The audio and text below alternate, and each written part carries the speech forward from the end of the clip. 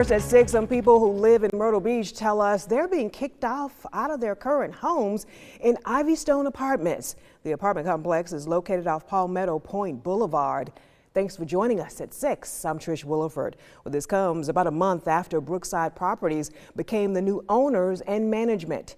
News 13's Jackie Labrizzi was there earlier today and joins us live now from the newsroom after being kicked off the property. So Jackie, you spoke with people who live there. What did they say?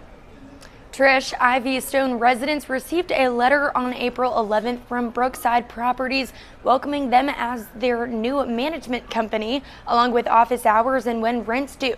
Residents say they were never notified about having to move out of their current home until an anonymous Facebook post.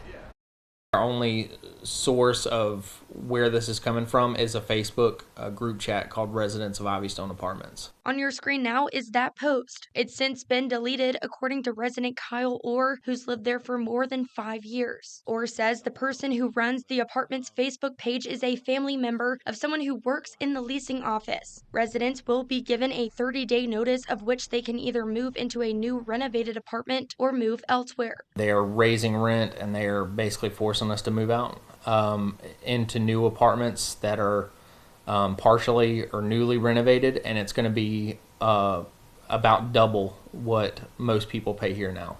The Post says the company confirmed these apartments will become available on a first-come, first-served basis. So there's going to be no exact time frame. We're not going to have an option to stay in our current apartment that we pay rent to now. I reached out to Brookside Properties and am still waiting to hear back, but employees at the leasing office say they have no comment at this time. We're basically going to have to move anyway when this goes down. This is one of the last holdouts of the lower middle class in Myrtle Beach. I mean, just ask any one of the new residents that move in here.